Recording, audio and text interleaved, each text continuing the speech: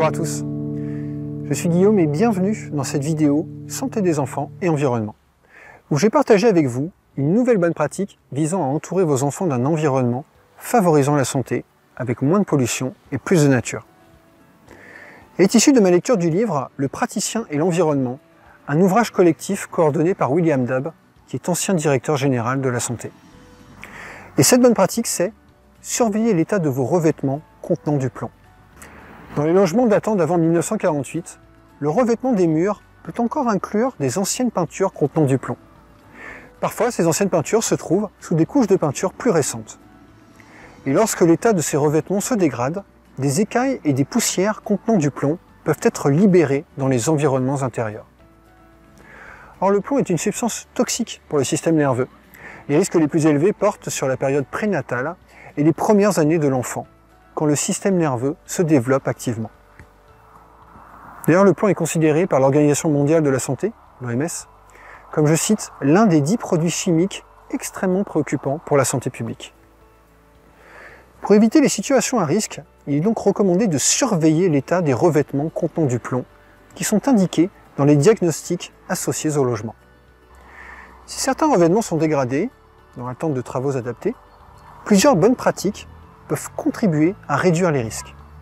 Par exemple, je cite, « L'enfant doit être empêché d'accéder aux peintures dégradées. Il doit se laver les mains le plus souvent possible, en particulier avant les repas, et avoir les ongles courts. Ces jouets doivent être lavés fréquemment. Si vous en utilisez, je vous invite aussi à laver régulièrement les doudous et les tétines. En complément, les poussières de la zone impliquée seront régulièrement collectées en utilisant une serpillière humide de préférence, parce que certains aspirateurs peuvent contribuer à disperser les poussières dans l'ensemble du logement. Bon, le sujet du plomb dans les environnements intérieurs, c'est un sujet à fort enjeu, et la gestion des risques associés peut être complexe, et elle dépasse le périmètre de cette première vidéo de sensibilisation au format court. Si vous avez besoin d'en savoir plus sur ce sujet, je mets dans la description des références vers des documents qui développent ces aspects.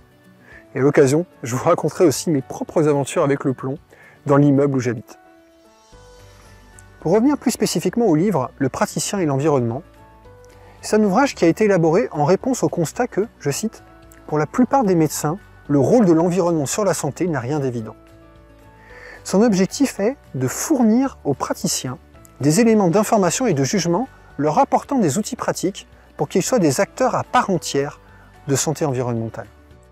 Il y a quelques semaines, je vous avais proposé une liste de questions permettant de jauger approximativement l'intérêt d'un pédiatre pour cette thématique. Connaissez-vous l'ouvrage Le praticien et l'environnement ? Me semble être une bonne question complémentaire. Voilà pour cette bonne pratique de santé environnementale pour parents. Si elle vous paraît utile, je vous invite à cliquer sur le bouton j'aime et à la partager pour contribuer à sa diffusion. Vous pouvez aussi vous abonner à la chaîne YouTube en activant la cloche pour être tenu informé de la publication des prochaines vidéos. En complément, vous êtes libre de recevoir mon guide offert pour accompagner vos premiers pas en santé environnementale pour parents. Le lien est dans la description. Et en attendant, je vous invite à faire partie des parents verts et prudents, des parents qui surveillent l'état de leurs revêtements contenant du plomb. À bientôt.